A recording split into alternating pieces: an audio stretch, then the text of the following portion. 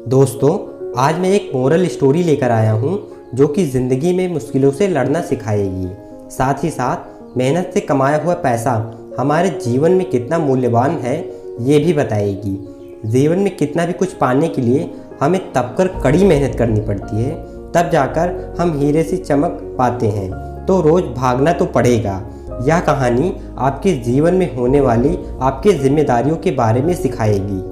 दोस्तों, आज की कहानी एक मिडिल क्लास परिवार की है। उस परिवार में सूरी नाम का एक लड़का लगभग 18 साल का रहता था। उसके पिताजी हलवाई का काम किया करते थे। वह रोज़ अलग अलग मिठाइयाँ पकाया करते थे। सूरी वैसे तो एक अच्छा लड़का था, लेकिन उसकी एक बुरी आदत भी थी। वह है फिजूल खर्ची। वह अक्सर अपने पापा से पैसे मांगा करता था और उसे खाने पीने, सिनेमा देखने और दोस्तों में खर्च कर देता था। एक दिन सूरी ने अपने पापा से पैसे मांगे। तब उसके पापा ने उसको बोला, देखो बेटा, अब तुम बड़े हो गए हो और तुम्हें अपनी जिम्मेदारियां समझनी चाहिए। तुम हर दिन मुझसे पैसे मांगते रहते हो, उन पैसों को इधर उधर उड़ा देते हो। अच्छी बात नहीं है। क्या पापा, कौन सा मैं आपसे 1000 रुपये मांग रहा हूँ? चंद पैसों के लिए आप मुझे इतना लेक्चर दे रहे हो। इतने पैसे तो मैं जब चाहूँ तब आपको लौटा सकता हूँ। सूरी नाराज होते हुए बोला। सूरी की ऐसी बातों को सुनकर उसके पापा बहुत गुस्सा हो गए। वह समझ चुके थे कि इसको डांट फटकारने से कुछ समझ नहीं आने वाला है, इसलिए उन्होंने कहा, यह तो बहुत अच्छी बात है। ऐसा करो, तुम मुझे ज़्यादा नहीं, बस 1 रुपये रोज़ लाकर दिया करो। अगले दिन शाम में उसके पापा सूरी को देखते ही बोले, बेटा लाओ मेरे 1 रुपये। उनकी बातों को सुनकर जरा घबरा गया। उसे लगा पापा तो सच में पैसे मांगने लगे। वह भागकर दीदी के पास गया और वहाँ से 1 रुपये लेकर लौटा और कहा, लीजिए पापा, मैं आपके 1 रुपये ले आया।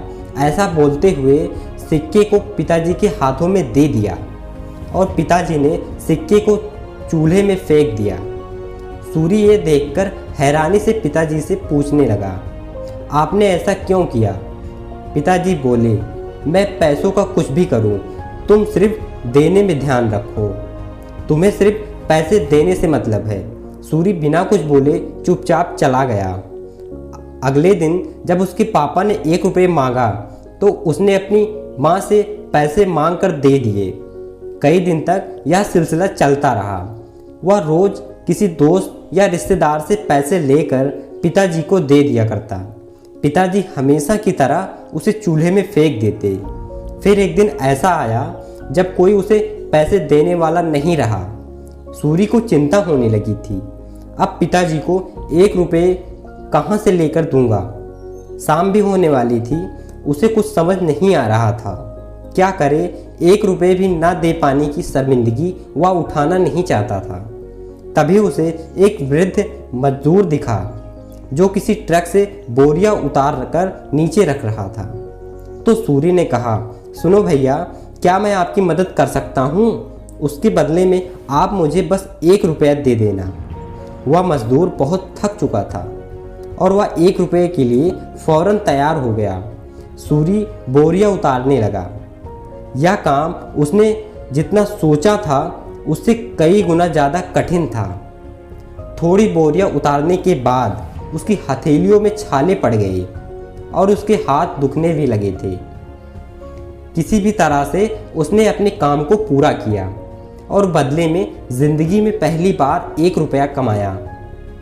आज बड़े गर्व के साथ पापा के पास पहुंचा। उनकी हथेली में 1 रुपया थमा दिया। रोज की तरह पापा ने रुपए लेते ही उसे चूल्हे में फेंकने के लिए हाथ को आगे बढ़ाया।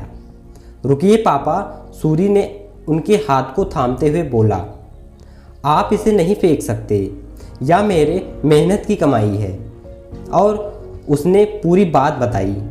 पिताजी आगे बढ़े और बेटे को गले से लगा लिया। देखो बेटा, इतने दिनों से मैं तुम्हें सिक्के को चूल्हे में फेंक रहा हूँ। तुमने मुझे एक भी बार नहीं रोका, पर आज जब तुमने अपनी मेहनत की कमाई को चूल्हे में जाते हुए देखा तो एकदम घबरा गए।